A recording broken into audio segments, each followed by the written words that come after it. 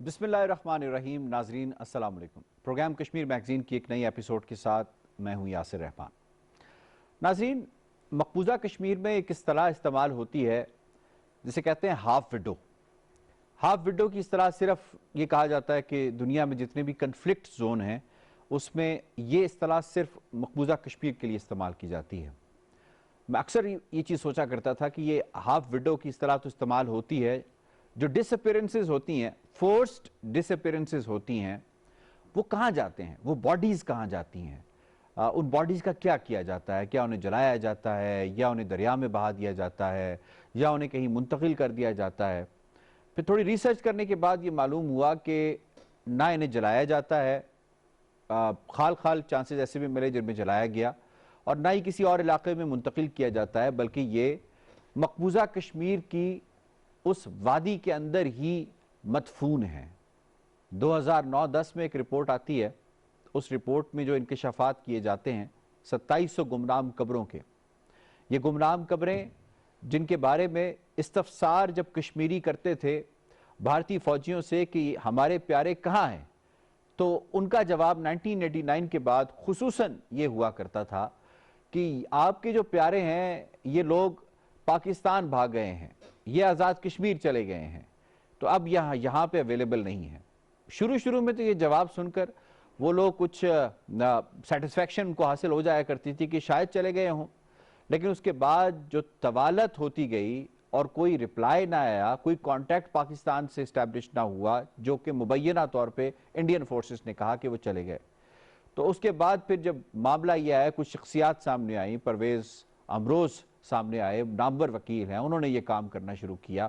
North of Kashmir میں جب انہوں نے کام کرنا شروع کیا تو پرویز امروز کے مطابق گارڈین کی ایک رپورٹ ہے 2012 میں یہ سٹوری آئی، اور بڑی زبردست سٹوری تھی. اس سٹوری کے بعد کافی کچھ دنیا کو ہوش ربا انکشافات بھی ہوئے.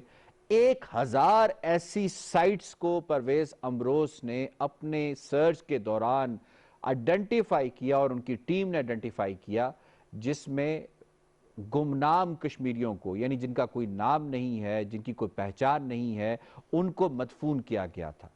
اور اس کے بعد ان کے حوالے سے یہ کہا گیا کہ جی یہ تو وہ لوگ ہیں جو گھس بیٹھیے ہیں، جو ایک نیریٹو ہے انڈیا کا کہ یہ گھس بیٹھیے ہیں تو اتنی بڑی تعداد میں. پھر جب لوکل آئیڈینٹیفیکیشن ہونا شروع ہو گئی، لوکلز نے اپنے پیاروں کو پہچاننا شروع کر دیا، تو پھر یہ سٹوری اور کھلی اور اس کی رپورٹس بھی آئیں. یونائٹڈ نیشنز کی رپورٹ بھی آئی، اس طرح جو ایک چٹرجی ہیں ان کی رپورٹ بھی آئی جو امریکن ہیں، اسی طریقے سے اور اداروں کی رپورٹس بھی آنا شروع ہوئیں. انٹرنیشنل کمیونٹی نے اس کے اوپر آواز بلند کی. لیکن آج جس وقت یہ میں پروگرام کر رہا ہوں، آج میں یہ کہہ سکتا ہوں کہ انٹرنیشنل کمیونٹی کی آواز بلند کرنے کے باوجود انڈیا کے کانوں پر جو تک نہ ریگی.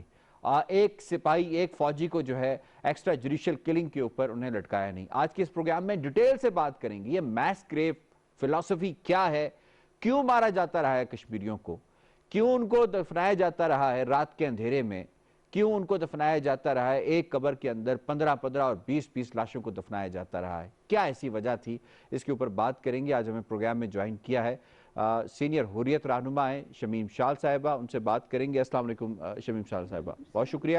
آج کا ٹاپک بڑا ایسا ٹاپک ہے، بڑا غمگین انسان کو کر رہا ہے. ویسے کشمیر کے اوپر جتنی بھی ہماری بات ہوتی ہے دلوں کو بڑا تکلیف دیتی ہے. میس گریو ایک کشمیری کے لیے کیا ہے، کس طرح پتہ چلا، یہ کیوں کی جاتی، کلنگ کیوں کی جاتی رہی ہے، تھوڑا آگاہ کیجئے گا اس حوالے سے. بسم اللہ الرحمن الرحیم. بہت شکریہ. بہت اہم اور انٹرنیشنلی اگر ہم دیکھیں گے انٹرنیشنل لاء کے مطابق اتنا اللیگل کام ہے جو انڈیا نے کیا ہے. لیکن اس سے پہلے میں آپ کے سامنے آل پارٹیسپیٹ کانفرنس کی طرف سے جو ایل او سی کے دونوں اطراف میں بھارت نے ایک جنگی کیفیت اور جنون جو وہاں پر اس کو اپنے آپ پر لاگو کیا ہے، اور انہوں نے نہتے عوام کو، آزاد کشمیر کے بچوں کو خصوصاً اور خواتین اور عوام کو نہ صرف گولہ بارود سے جو ان کے پاس بارود کا ایک انبار ہے موجود، اس کو استعمال کیا ہے، اور جو عملہ کو انہوں نے تباہ کیا ہے، ہم اس کو کنڈم کرتے ہیں اور انٹرنیشنل کمیونٹی سے ریکویسٹ کرتے ہیں کہ جو جنگ مسلط کی ہے آر پار ہندوستان نے، اس کو فی الفور روکا جائے، نہیں تو اس امن کو خطرہ ہے، جس امن کی پاسداری پاکستان بار بار کہہ رہا ہے، صحیح. اور اس کو آزمایا نہ جائے. ٹھیک. آپ کا سوال بہت پینفل ہے، آپ نے کہا ہے تکلیف دہ صورتحال ہے، اور اس تکلیف کے پیچھے آپ دیکھیے نہ صرف خواتین، والدین اور وہ عورتیں جن کو ایک ایسا ٹائٹل ملا ہے ہاف وڈوز کا جو دنیا میں کہیں استعمال ہی نہیں ہوا. انٹرنیشنل چونکہ جب ہم کام کرتے ہیں ہم نے دیکھا ہے خواتین وڈو ہوڈ پر بہت کام ہو چکا ہے، اور اس میں جنگ عظیم دوم کی وہ خواتین جو اس کرب سے گزری ہیں ان کے لیے آرگنائزیشنز بنی ہیں، ان کو ریلیف دیا گیا ہے، ان کو کمپنسیٹ کیا گیا، اور ان کو پھر کام کرنے کی اجازت ان خواتین کے لیے جو وڈو ہوڈ کا شکار ہو رہی ہے، اور یہ انٹرنیشنلی کام ہو رہا ہے.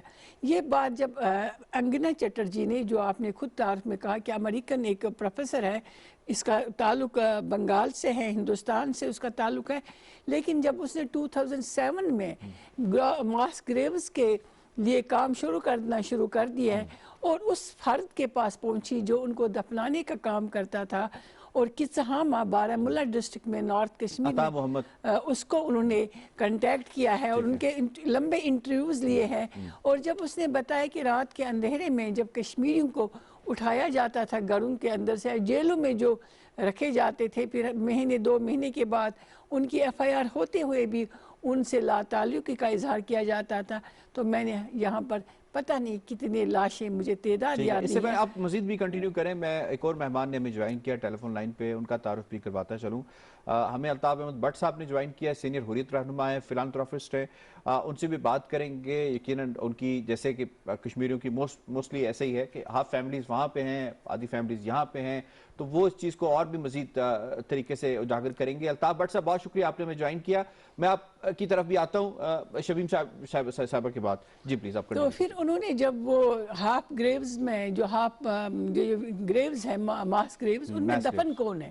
ماس گریوز میں دفن وہ لوگ تھے جو انڈیا نے پروپوگیٹ کیا تھا، جس کو آپ نے کیا ایل او سی کو، جو الیگل نہیں تھا، ایل او سی کو کراس کر کے ہوئے انہوں نے دنیا کو یہ جیسے بھی انہوں نے ہر وقت دنیا کو گمراہ کیا ہے کہ پاکستان سے لوگ آئے، وہ پکڑے گئے، وہ مارے گئے، اور ان کو کسی نے پہچانا نہیں، وہ ان ماس گریوز میں وہ دفن ہے. لیکن ایسی صورتحال نہیں تھی. یہ وہ لوگ تھے جو ان کو 1990 سے ان کو گھروں سے اٹھایا گیا، ٹھیک ہے. انٹروگیٹ کیا گیا، اور انٹروگیشن کے بعد جب وہ زدکوب کے ذریعے وہ مارے گئے، اور اس ایکسٹرا جوڈیشل کلنگ کو ہائی لائٹ کرنا تھا لیکن ہائی لائٹ نہیں ہو سکی کیونکہ ہمارے پاس میڈیا کی سہولت نہیں تھی، نہ وہاں آرگنائزیشنز کام کرتی، ان کو ان ماس گریوز میں سلایا گیا. پہلا جو کیس ہے جس کی نشاندہی میں آپ کے سامنے کروں، خورشید عادل سوپور کا وہ نوجوان جو پولیٹیکل ایک ورکر تھا، پیپلز لیگ سے اس کا تعلق تھا، جماعت اسلامیہ کے ساتھ اس کا بیک گراؤنڈ تھا، ایک فریڈم فائٹر، آزاد پسند، آزادی کو پسند کرنے. جب اس کو انٹروگیٹ کیا دوابگہ انٹروگیشن سینٹر میں، اسی جیل میں میرے والد صاحب بھی اس وقت گرفتار تھے. ان کے سامنے ان کے دوسرے کمرے میں اس کو ذبح کیا گیا، اور وہ چیخے، کیونکہ انٹروگیشن سینٹر ایک ایسی جگہ پر رکھا گیا تھا جو آباد سے دور تھا، لیکن جو وہاں پر بزرگ اپنے بچوں کے عوض انہوں نے اٹھائے تھے، ان کو جیلوں میں بند کیا تھا، اس کی چیخ و پکارات 1 بجے تک، اور 1 بجے کے بعد گاڑی اٹھی، گاڑی میں اس کی لاش کو بوری میں بند کیا گیا، اور وہ لاش کہیں دفن کی گئی.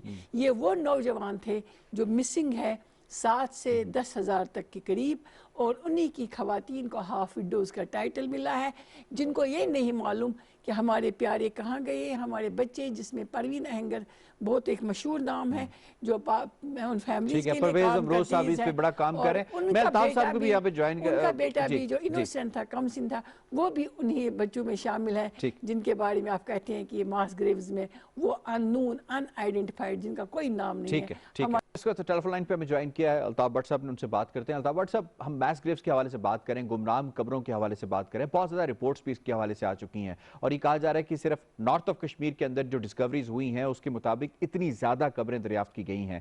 ڈو یو ریئلی تھنک یہ صرف نارتھ آف کشمیر تک محدود ہے یا پورے کشمیر میں یہ سلسلہ جو ہے پھیلا ہوا ہے؟ شکریہ، شمیم جی کو بھی سلام.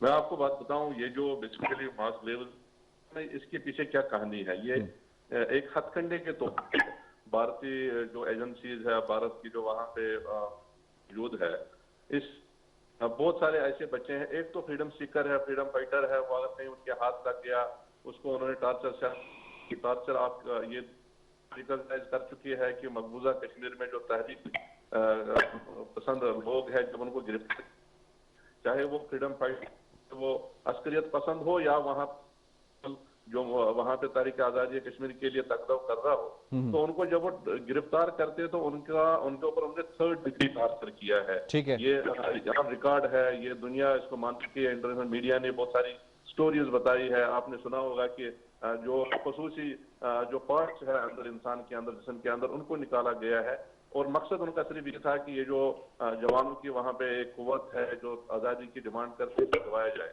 اس میں جب وہ 3rd ڈگری ٹارچر کرتے تھے تو بہت سارے لوگ جیلوں کے اندر کسٹوریل کلنگ کے وہ شکار ہو گئے اس چیز کو چھپانے کے لیے, اور اس میں بہت سارے تھے جن کے اوپر کوئی الزام بھی نہیں تھا. ایک تو یہ ہے کہ ایک فریڈم سیکر ہے, عسکریت پسند ہے, جو ان کے خلاف لڑ رہا ہے, گو کہ اس کے اوپر بھی کوئی جرم نہیں ہے, ہم اپنی آزادی کے لیے جدوجہد کر سکتے ہیں, عسکری طور بھی کر سکتے ہیں.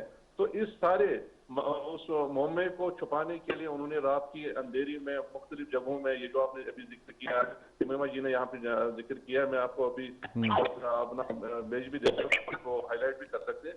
یہ چونکہ نارتھ کشمیر میں اس کی ابتدا ہوئی ہے, اور جب اس کی ابتدا ہوئی ہے جن لوگوں نے انکشافات کیے ہیں, اور آپ کے علم میں یہ ہونا چاہیے ان کو بھی بعد میں سپریٹ کیا گیا, ان کو بھی بعد میں ڈرایا اور دھمکایا گیا. ہاں, پرویز امروز ان کے گھر پہ حملہ کیا گیا, ان کے گھر پہ گرنیڈ سے حملہ کیا.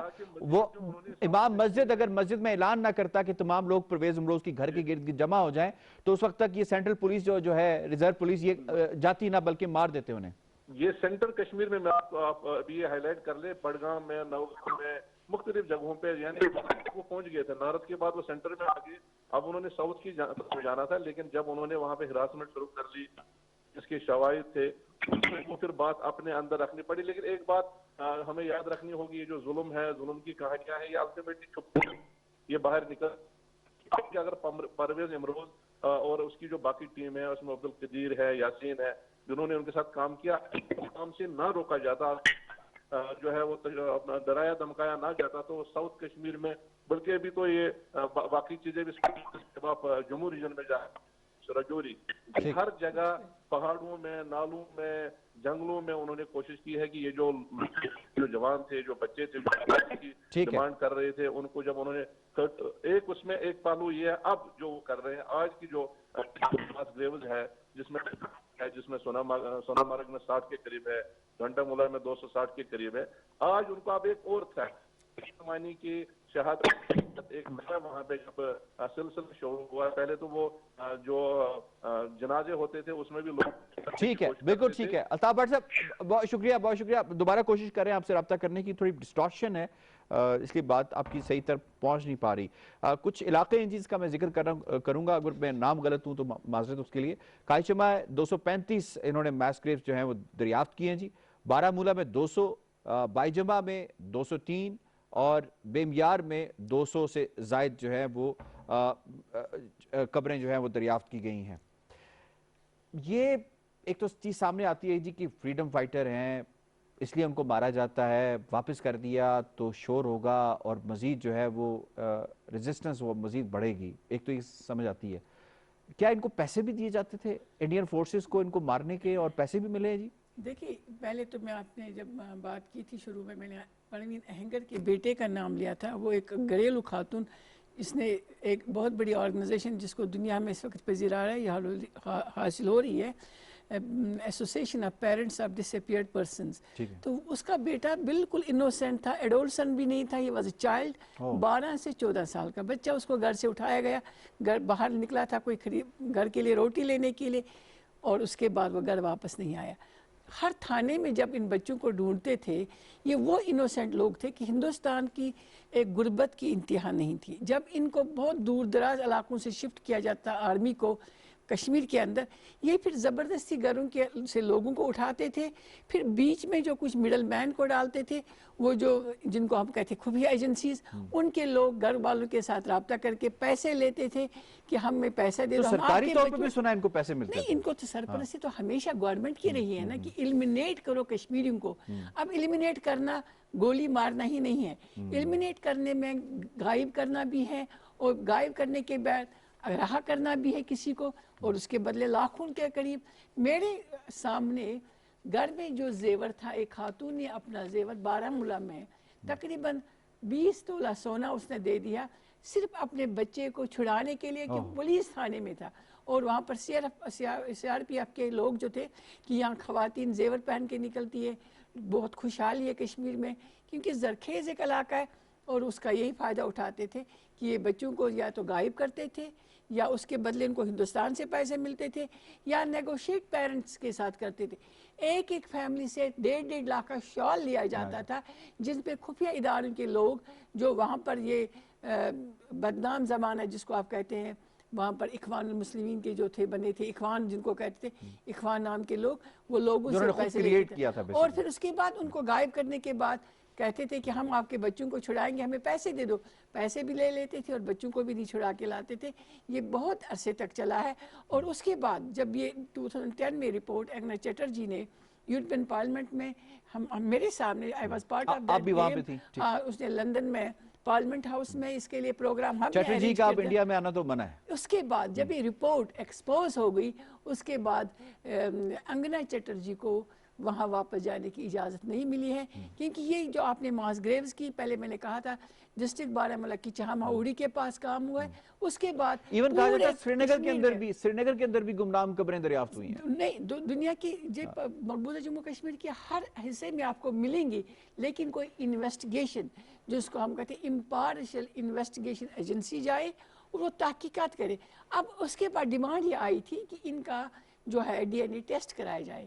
ہندوستان نے کہا ہم DNA ٹیسٹ کرائیں گے. وہ دن اور آج کا دن کوئی رپورٹ اس کے بعد نہیں کرائی جائے پارٹس DNA کے بعد تو آئیڈینٹیفیکیشن ہو جاتی تھی. کوئی وہی 7,000 لوگ جن کی بیوائیں گھروں میں ہاف وڈوز جن کو نام ملا ہے, اب ان کی طرف آپ آ جائے, وہ تو اللہ کو کے پاس چلے گئے, ان کو تو بے گناہ مارا گیا, لیکن جو زندہ ہے ان کا کیا حال ہے؟ اگر آپ ان ہاف وڈوز کی کہانی سنیں گے وہ اتنی تکلیف دہ ہے جس کی اچھا شمیم صاحبہ یہ بتائیے گا کہ یہ جو باڈیز ہیں, ایک انسان سے تو خطرہ ہو سکتا ہے اگر زندہ انسان ہو کہ یہ کوئی ریئیکٹ کرے گا, کوئی جائے گا, لوگوں کو بتائے گا.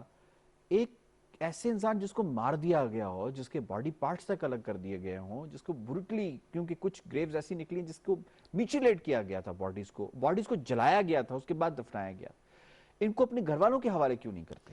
دیکھیں اس میں 2 خطرات ہیں. ایک نمبر 1 یہ ہے کہ جو وہاں پر ماس مومنٹ ہے, لوگ گھروں سے نکلیں گے, لاکھوں کی تعداد میں نکلتے تھے تو ان کو کنٹرول کرنا مشکل ہو جائے گا. دوسرا انٹرنیشنلی انلیگل کام ہے. بوسنیا کا آپ نے, اگر آپ کے پاس رپورٹس ہوں گی, بوسنیا میں آپ دیکھ لیجیے, جب بوسنیا میں یہ انلیگل جو ماس گریوز جو نکلی ہے تو وہاں کے جو فوجی کمانڈر تھے, اس کمانڈر ان چیف کو تو پھانسی مل گئی. انٹرنیشنل کورٹ آف جسٹس میں اس کا کیس چلا ہے اور اس کو پھانسی مل گئی.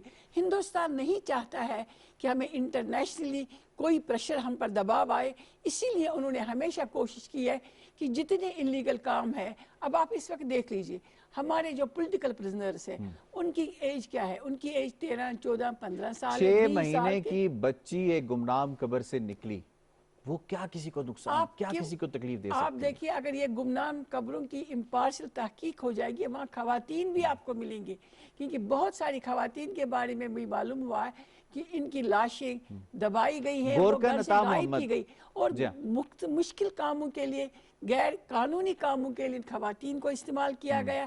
اس میں 6 ماہ کی بچی بھی شامل ہوگی جس کی آئیڈینٹیفیکیشن ہی نہیں ہوئی کہ کہاں سے ہے. اور اس کے بعد جو سب سے تکلیف دہ بات ہے, والدین کو چپ کرایا گیا کہ اگر آپ نے اپنے بچوں کے لیے FIR درج کرائی, جیسے کنن پوش پورا کا واقعہ ہے, جب وہ ماس وہاں پر وائلیشن خواتین کے ساتھ بے حرمتی ہو گئی, 6 دن تک اس کی کوئی رپورٹ درج نہیں ہوئی. اسی طرح سے ان ماس گریوز میں جو سوئے ہمارے نوجوان اور ہمارے بچے, ان کی کوئی FIR ہی درج نہیں کرائی جا سکی کیونکہ گھر والوں کو گن پوائنٹ پر چپ کرایا ہندوستان نے.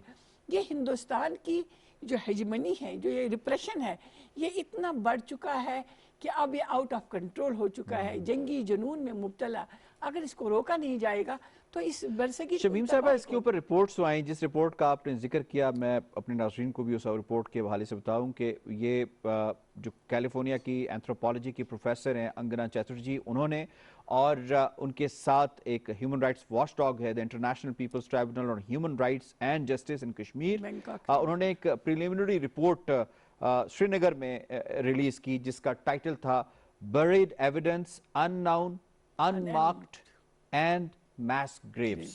یہ وہ رپورٹ تھی جس نے 2010 میں لوگ باہر نکلے اس رپورٹ کے آنے کے بعد، انہوں نے احتجاج کیا، اور اس احتجاج کے نتیجے میں اگر کوئی پریشر پڑتا انڈین گورنمنٹ کے اوپر، انٹرنیشنل کمیونٹی کے اوپر، کیا پریشر پڑنا تھا کہ 200 بندہ ویسے مار دیا انہوں نے اسی احتجاج کے دوران جو ہے۔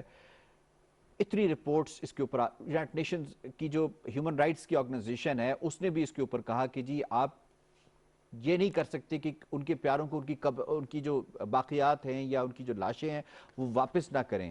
پھر انہوں نے جو بلیک لاز ہیں جس کے ذریعے امپیونٹی ان کو حاصل ہے، جس کے ذریعے یہ قتل عام کرتے ہیں، ایکسٹرا جوڈیشل کلنگز کرتے ہیں، اس پر بھی انہوں نے بات کی۔ پھر تیسری بات یہ رپورٹ آئی، اتنی رپورٹس آ چکی ہیں، ویئر از دا ایکشن؟ کیا یہ وار کرائمز کے انڈر نہیں آتا؟ اگر جس طرح آپ نے بات کی بوسنیا کے حوالے سے، جس طرح نیورنبرگ کے حوالے سے بات ہوئی، اس کے کمیشنز بنائے گئے، اس پہ کمیشن کب بنے گا؟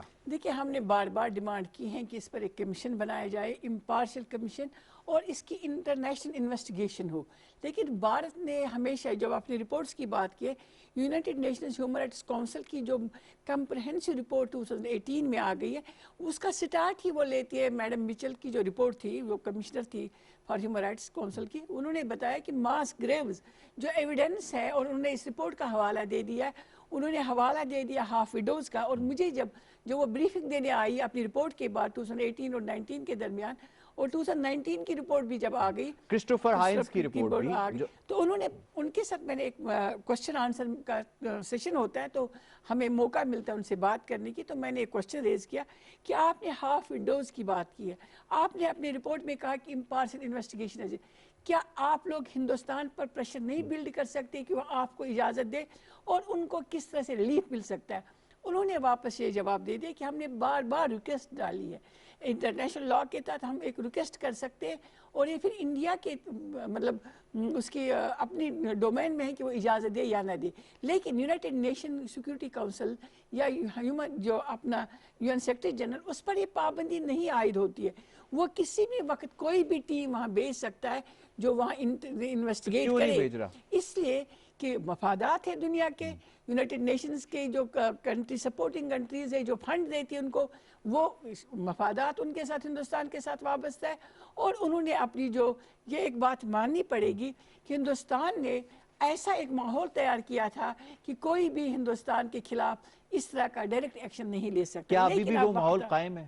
لیکن نہیں، اب وہ ماحول ان 2 رپورٹس کے بعد، یہ ذیلی ادارے ہیں یونائٹڈ نیشنز کے، جب اس ذیلی ادارے کی یہ اتنی سٹرانگ اور ون آف دا، ہم کہتے ہیں نا موسٹ سٹرانگ اور موسٹ پاورفل ادارہ ہے ہیومن رائٹس کونسل، اگر اس کی رپورٹ کو ہی بنیاد بنا کر آپ کہتے ہیں جب بوسنیا کی کمیشن بنی ہے، اس انہی رپورٹس کو بنیاد بنا اور ان کو ریلیف دیا گیا، تو وائی ناٹ کشمیریز اتنی 2700 قبروں کی تو خود مان رہے رپورٹ کے اندر، اس کے اوپر 12,000 کے بارے میں کہا جاتا ہے، 12 سے 18,000 قبریں۔ دیکھیں اب آپ دیکھیں جو وائس پریزیڈنٹ آئی ہیں امریکہ کی، میں آپ کو ادھر کی طرف لے چلوں گی کہ کیملا ہیرس، ہاں کیملا ہیرس جب آگے نا، اب ان کی رپورٹ آپ دیکھتے، ان کی جو تقریر ہے اس میں انہوں نے کہا ہے Kashmiris are not alone, human rights کی اتنی سنگین خلاف ورزی کشمیر میں ہو چکی ہے، ہندوستان نے اس کو ویزا ہی نہیں دیا انڈیا کا دورہ اور کشمیر جانے کے لیے، اور اس کے بعد جو اس کی تقریر تھی وہ آپ دیکھ لیں، اب یہ عائد ہوتی ہے ذمہ داری انٹرنیشنل اداروں پر اور خصوصاً ان پاورفل کنٹریز پر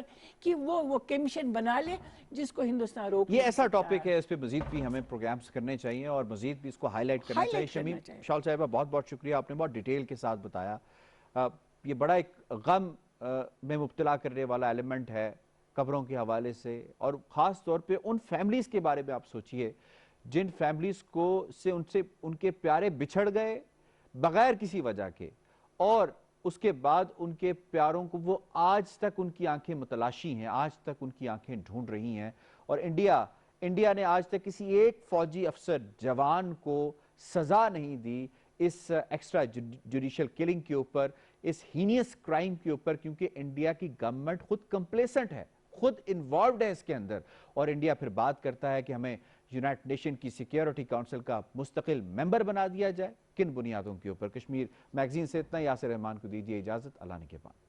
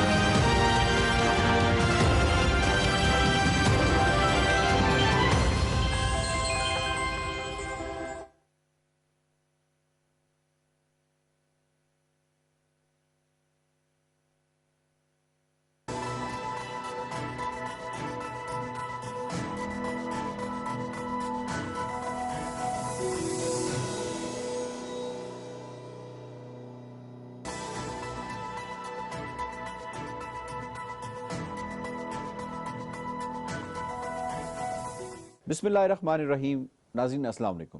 اس خصوصی پروگرام کے ساتھ میں ہوں یاسر رحمان.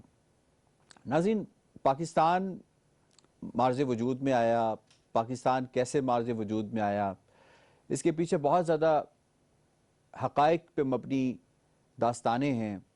بہت سی زندگیوں نے قربانی دی، بہت سی زندگیوں نے پوری اپنی عمر جسے کہہ سکتے ہیں وہ اس پہ لگا دی، بہت شخصیات نے لگا دی کہ پاکستان مارز وجود میں آ جائے.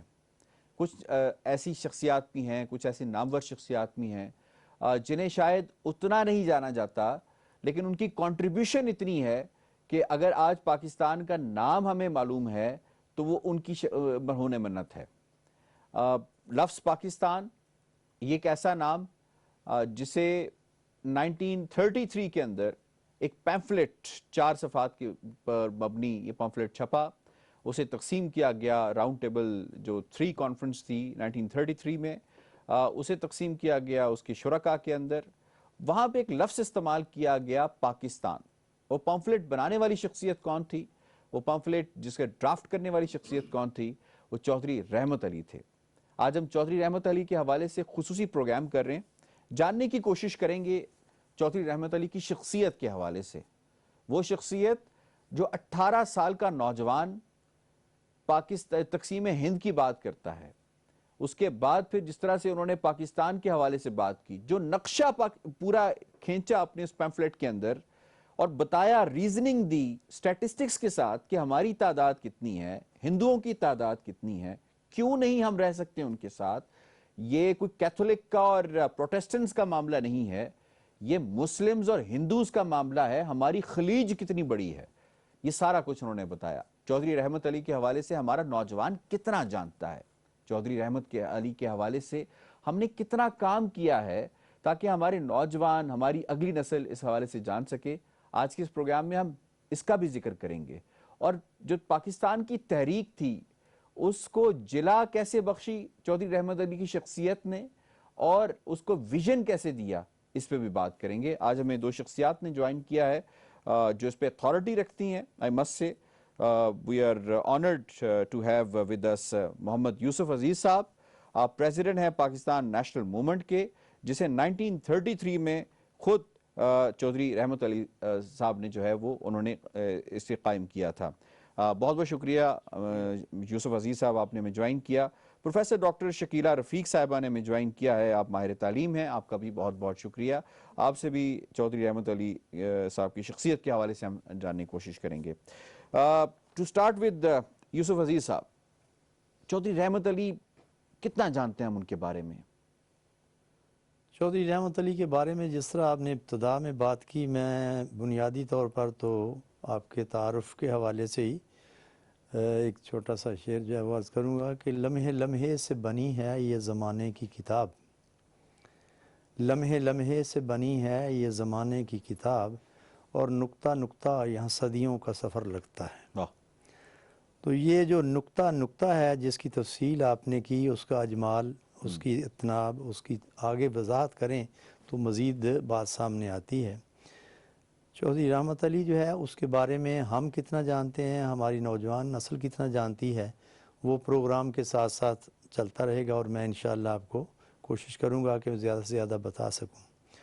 لیکن یہ بات آپ کی درست ہے، اس سلسلے میں ایک بڑا دلچسپ سروے کیا ہے چودھری رحمت علی کے سوانح نگار کے عزیز نے، ٹھیک ہے، اور انہوں نے اسٹوڈنٹس کے ساتھ، ٹیچرز کے ساتھ، طلباء، پروفیسر، اس کا باقاعدہ ذائچہ بنایا ہے کہ کتنے لوگوں کو ان کے نام کا پتہ ہے، کتنے لوگوں کو ان کی کارکردگی کا پتہ ہے، کتنے لوگوں کو یہ خدمات کا پتہ ہے، کتنے لوگوں کو پتہ ہے کہ یہ ابھی ایک بہت بڑے بزرگ ہمارے جو اپنے آپ کو بہت علامۃ الدہر شمار کرتے ہیں اور ہوں گے بھی شاید اپنی جگہ پر، انہوں نے بھی غلطی یہی لکھ دیا کہ یہ ناور نیور جو ہے یہ کسی اور شخصیت نے لکھا ہے، حالانکہ یہ اس کو گزرے ہوئے بھی آپ دیکھیں نا 1933 اور یہ 2020 آ گیا تو کم و بیش جو ہے 83 سال ہو گئے ہیں، لیکن اس کے باوجود لوگوں تک وہ بات اس انداز میں نہیں پہنچی جس انداز میں پہنچنی چاہیے۔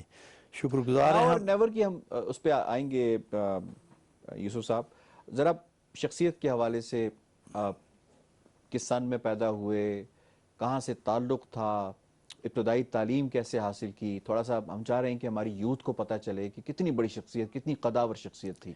چودھری رحمت علی جو ہے وہ 16 نومبر 1897 کو گڑھ شنکر تحصیل میں موہرا نامی ایک گاؤں ہے مشرقی پنجاب میں، وہاں چودھری شاہ محمد کے ہاں ان کی ولادت ہوئی۔ ٹھیک ہے، اس کے بعد مقامی سطح پر جس طرح ہمارے ہاں دیہاتی نوجوان اپنے مقامی اسکولوں میں تعلیم حاصل کرتے ہیں، وہ سائیں داس سنسکرت اسکول تھا جس سے مڈل کیا، پھر اس کے بعد جلندھر سے میٹرک کیا، جب وہ اس کے بعد پھر اس وقت آگے اسلامیہ کائی لاہور میں 1911 میں، اور 1913 میں وہاں سے انہوں نے ایف اے، اور 1915 میں انہوں نے بی اے پاس کیا۔ یہ تو مختصر ان کا تعلیمی کیریئر ہے۔ صحیح۔ اس کے بعد جو ہے چونکہ وہ ان کے ہاں جو معاشی کیفیت تھی یا اقتصادی مالی صورتحال تھی ان کے والدین کی، وہ اتنی زیادہ نہیں تھی کہ ان کو کھلے دام جو ہے وہ تعلیم کا اخراجات پورے کرتے، لہٰذا انہوں نے ساتھ ساتھ جو ہے یہ صحافت کا شعبہ بھی اختیار کیا، پروفیشنل لائف بھی شروع کر دی۔ ہاں شروع کر دی، اور خاص طور پر اس وقت جو ہے محمد یہ جو ہے اپنا ایک فوق صاحب تھے کشمیری، ان کا ایک کشمیری گزٹ چھپتا تھا لاہور سے، اس میں وہ بطور نائب مدیر کے جو ہے وہ کام کرنا شروع ہو گیا۔ لیکن انہیں اسی زمانے میں چونکہ بہت زیادہ یہ شہرت تھی آزادی کے حصول کی، اور تمام اقلیتیں جو ہیں اس بات پر کوشاں تھیں، لہٰذا ایک دن انہوں نے ایک مضمون لکھا ایڈیٹوریل پیج پر، ادارتی صفحے پر، جس کا نام تھا مغرب کی قرآنہ تقلید۔ اس کو پڑھنے کے بعد جو اس وقت کا ڈپٹی کمشنر تھا لاہور کا، اس نے وہ محمد دین فوق جو کشمیری گزٹ شائع کرتے تھے اس کے ایڈیٹر تھے، ان کو بلا کر تنبیہ کی کہ آئندہ ایسا مضمون جو ہے خاص طور پر حکومت برطانیہ کے خلاف نہیں لکھا جانا چاہیے، اور اس نوجوان کو جو ہے آپ اپنے الفاظ میں سمجھا دیں ورنہ ہم آپ کو سمجھا دیں گے۔ لہٰذا وہ اس سے خائف ہوئے اور انہوں نے آ کر ان کو فارغ کر دیا، اور اس کے بعد جو ہے یہ پھر اس میں ایف سی کالج میں جو ہے ایز ٹیوٹر کام کرتے رہے، لیکچر کام کرتے رہے، تا کہ ان کو مزاری خاندان کے کچھ نوجوان وہاں جو زرخیز ذہن کے میں پڑھ رہے تھے ان کی جو ہے تعلیق کا شعبہ جو ہے ان کے سپرد کیا گیا۔ جب یہ کام کر رہے تھے ساتھ ساتھ انہوں نے مزید جو ہے LLB میں بھی داخلہ لے لیا گورنمنٹ وہاں جو ہے کالج میں، اور وہ ابھی مکمل نہیں کیا تھا کہ ان کے وہ جو ان بچوں کے یہ تعلیق تھے، ان کے والدین نے جب یہ دیکھا کہ یہ ایک نوجوان کس طرح محنت، اخلاص، ایثار، محبت اور پوری تندہی کے ساتھ جو ہے کام کر رہا ہے، تو انہوں کے ان وقت کچھ خاندانی جائیداد کے معاملات لاہور ہائی کورٹ میں زیر بحث تھے، تو یہ ذمہ داری بھی انہوں نے ان کو دے دی۔ انہوں نے یہ چونکہ لا پڑھ بھی رہے تھے اور ساتھ تھوڑا پچھلا تعلیمی بیک گراؤنڈ بھی تھا، لکھنے لکھانے بھی کبھی تھا، تحریک آزادی سے بھی بڑی دلچسپی اور بہت شغف تھا، اس لیے انہوں نے وہ اس ترتیب سے اور اس تنظیم سے اور اس تندہی سے وہ کیس نپٹائے ان کے کہ وہ جیت گئے۔ اس جیت کی خوشی میں انہوں نے اس زمانے میں آپ دیکھیں 1929 میں وہ 70,000 کے قریب جو ہے انہیں انعام دیا، اور وہ پیسے لے کر ان کے ذہن میں جو سب سے بڑا جذبہ تھا وہ یہ تھا کہ میں نے اعلیٰ سے اعلیٰ تعلیم حاصل کرنی ہے۔ وہ پھر نومبر 1930 میں برطانیہ چلے گئے، وہاں جا کر انہوں نے کیمبرج میں داخلہ لیا، وہاں پھر اس کے بعد جو ہے اسی وقت 1930 میں ہی آپ نے ذکر کیا ہے گول میز کانفرنسز کا. میں اس سے پہلے گول بیس پہ آؤں، میں ذرا میڈم کو بھی انوالو کرنا چاہوں گا. 1915 میں بہت ینگ ایج تھی ان کی، اور تنظیم جو ہے شبلی، اس کا بھی انہوں نے اس کا احیاء کیا، اس کا بھی بنیاد رکھی. وہاں پہ ان کے کیا الفاظ تھے، انہوں نے کیا ایسی بات کی جس نے بالکل جو مائنڈ سیٹ ہے بر صغیر کے مسلمانوں کا وہ چینج کر دیا آفٹر ورڈس؟ میرے خیال میں یہ چیز جو انہوں نے اپنے نکات بیان کیے تھے وہ چیز باعث بنی جس کی وجہ سے بڑے صغیر کے مسلمانوں کا مائنڈ سیٹ ہوا اور انہوں نے اپنے لیے اقلاع عمل طے کرنے کے لیے ان کا ساتھ دیا.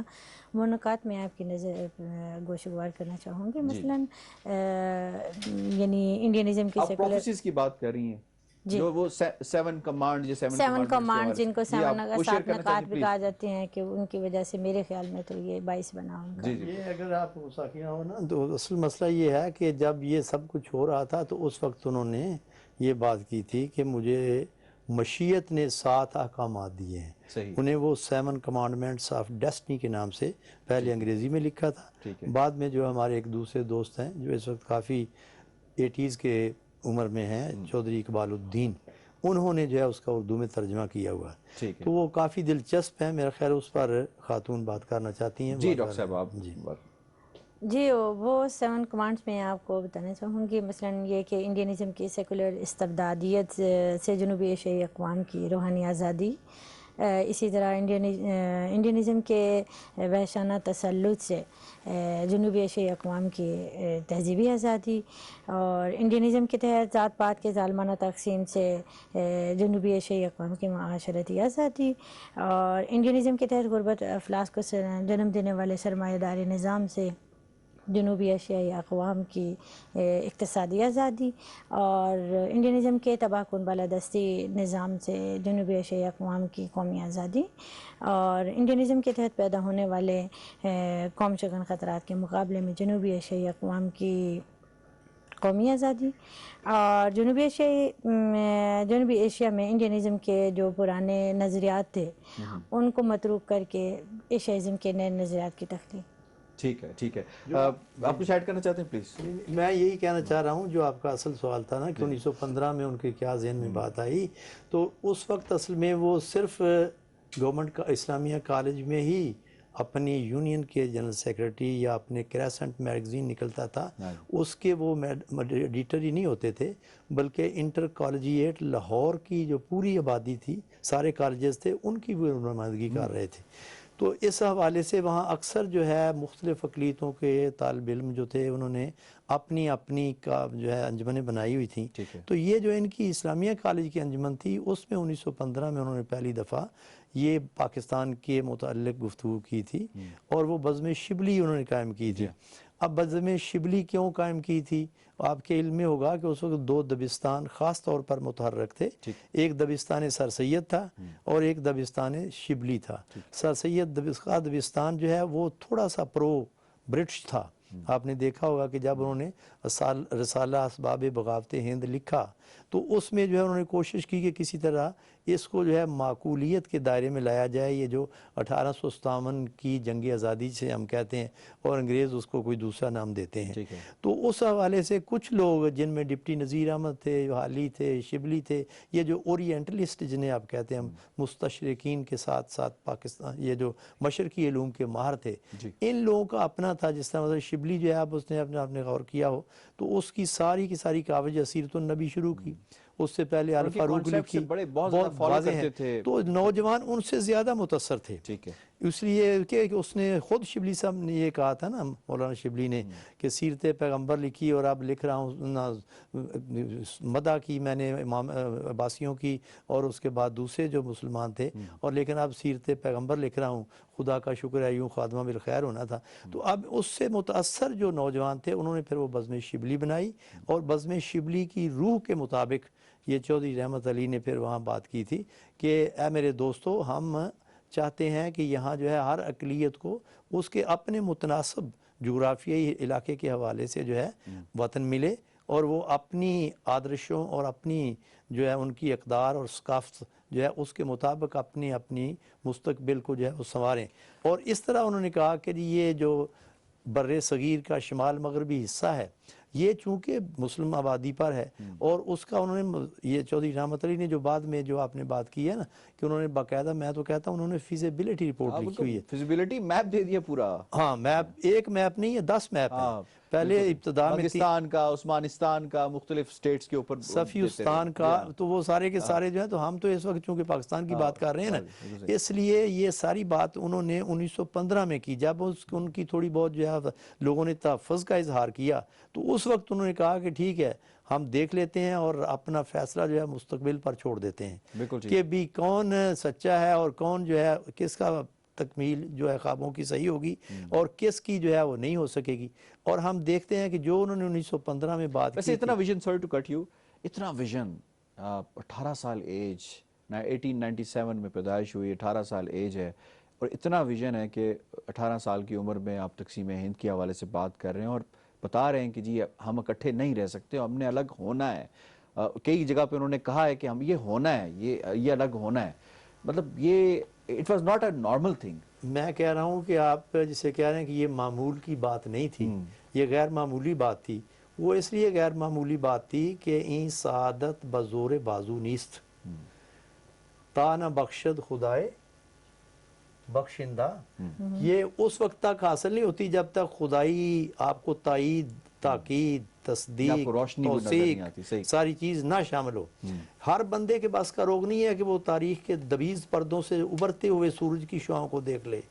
یہ صرف وہ شخصیت تھی جو تحریک پاکستان کی کہکشاں میں بطور شہاب سابق ثاقب چمکی، جس نے تابندہ ستارے کی طرح جو ہے نہ صرف اپنے ماحول کو منور اور روشن کیا بلکہ تاریخ کے دھاروں سے اخذ کیا، تاریخ کے اس نیشے سے جو ہے وہ چیزیں جو ہے اخذ کیں جن کا ابھی تک لوگوں کے وہم و گمان میں بھی چیز نہیں تھی. تو یہ ہر بندے کو یہ ویژن میسر نہیں ہوتا. قدرت ان پر مہربان تھی، اور مہربان کیوں نہ ہوتی کیونکہ